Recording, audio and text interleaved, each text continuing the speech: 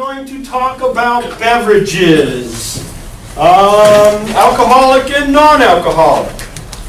And I always like to start off with wine, and I've got a cute little story about how wine was discovered. It's not true, I'm sure, but it's a cute story anyway. So anyways, there's this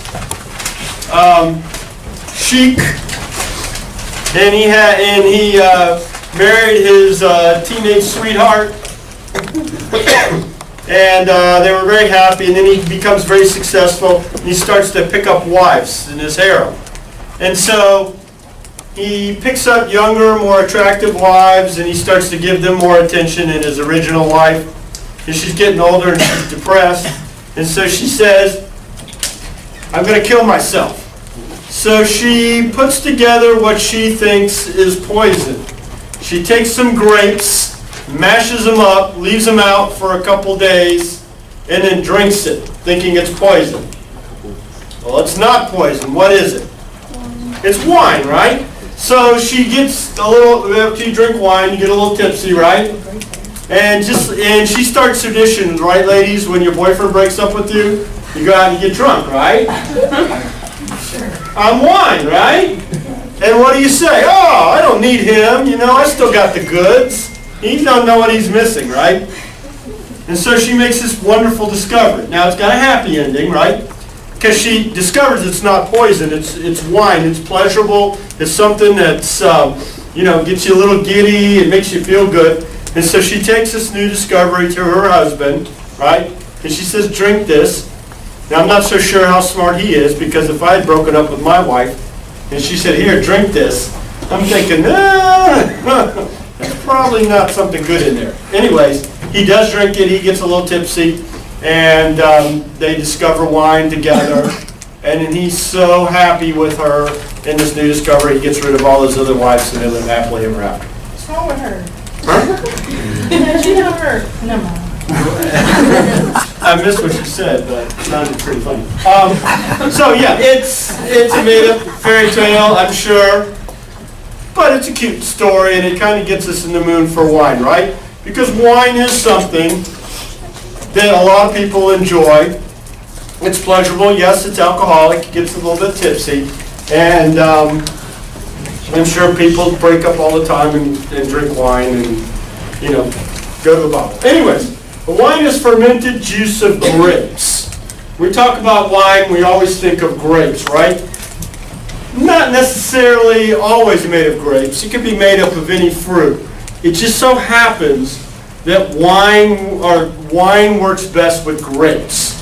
The grape, especially a certain segment of grapes, works really well in making wine.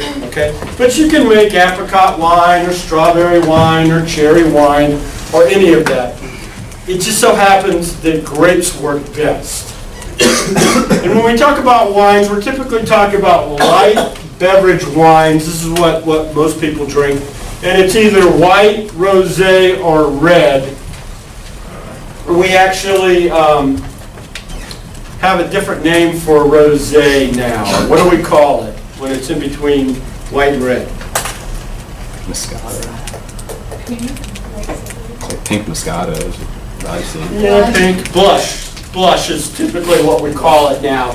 It's probably a little bit more marketable when we say blush than say the rosé.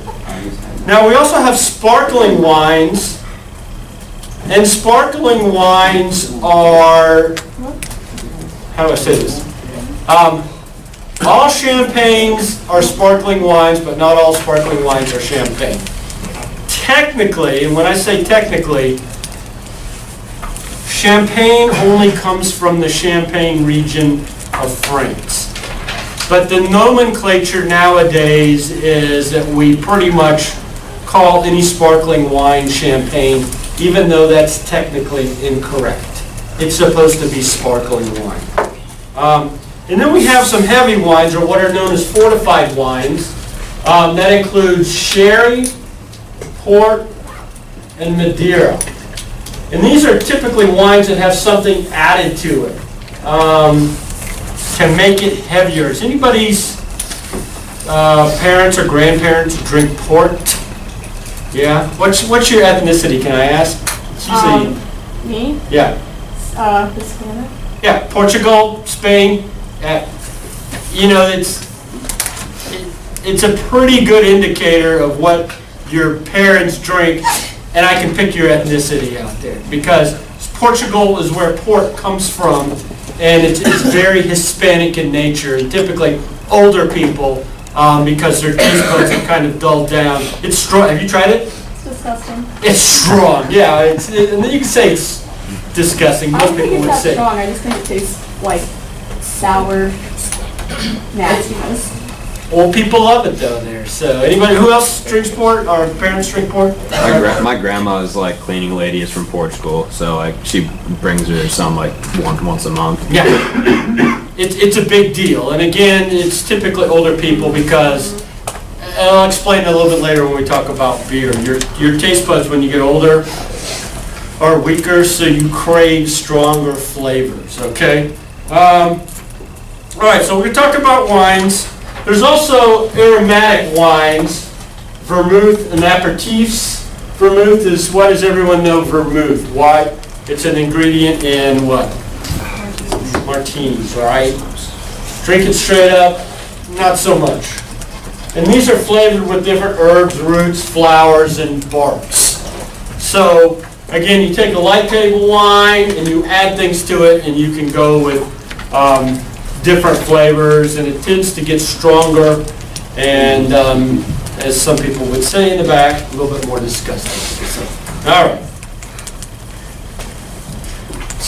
So when we talk about wines, and again, you know what's great about hospitality management is that you all can take a wine class, a wine appreciation class. We've got what I call dry classes and wet classes. Dry classes, you can take wine appreciation without ever tasting wine. And we actually have wet classes where you get to taste the wine, okay? I don't know why you take it without tasting wine, but some people really don't like wine, but they like learning about wine. You have to know your 2 V's, okay? And the first one is varietal, the type of grape from which wines are made and for which they are named, okay? Wines are typically named either by the grape or by the region. Okay? Burgundy is known for the region, Burgundy region of France. But Pinot Noir, it comes from the Pinot grape. Okay? Chardonnay comes from the Chardonnay grape, etc., etc. So when we talk about varietal, the name typically comes from the grape. Cabernet Sauvignon comes from the Cabernet grape. Okay? And of course, does the type of grape make a difference in the taste? Absolutely. Very much so. We're going to delve into that. And the next thing is the vintage. And the vintage is the year in which the grapes were harvested. Let me say that again. Were harvested, not bottled, not sold, but when they were harvested, which basically means picked. Okay? Now, any wine experts in here? People really into wine? Okay. You know, you get these people called wine snobs. Anybody see the movie Sideways? You get a chance to see the movie. It's a good movie. Paul Giamatti's in it. And he's what I would consider to be a wine snob. And he's like, you know, he's kind of a loser in life. But he's very particular about his wine, what he'll drink, what he won't drink, how he'll drink it. And he goes up, you know, on these tangents about you should never do this or that. I call these people wine snobs. Now, a wine snob will tell you, oh, the 1976 variety is so much better than the 1975. In other words, you can make wine the year before from the exact same vine, the same grapes, and they're saying that there's a difference in taste based upon the vintage. True or false? Maybe it depends on like the weather that year. Yes, absolutely correct. The weather has a lot to do with the grape's development. And so, if someone tells you there's a difference in the year, in the vintage year, it affects the taste, it's probably true. What ways do you think the weather affects it? Maybe like how much rain, like not enough rain, it's not gonna be flavorful enough, but too much might be, they're huge. Number one on the list, the amount of rain or moisture or wet versus dry, because grapes suck in that water. So the more water, more rain you get, more water, which develops the grapes quicker. It's not always better for them. It depends on the type of grape, but it will affect the taste. What else? Temperature. Temperature, average temperature. How long the grapes are allowed to develop on the vine. Certain grapes, you want them to be on the vine as long as possible, but you don't want them to freeze. So sometimes you have to pick them prematurely before they freeze.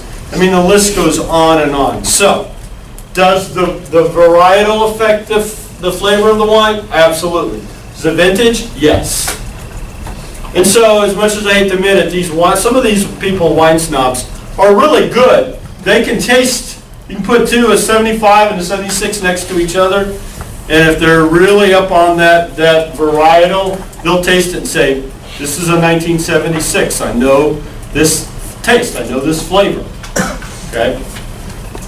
So, you've got it, parental and varietal. Yes, sir. So how do these like wine companies like keep up with the demand in order to have like wine sitting around for 30 years? Like how do they keep That's up with an people wanting to buy excellent it question. and having all this? It's all economics. And typically, some of these places that have been around for 100 years, they just know they've got it in the process. This year's wine moves into the cask, and the cask goes to the bottles.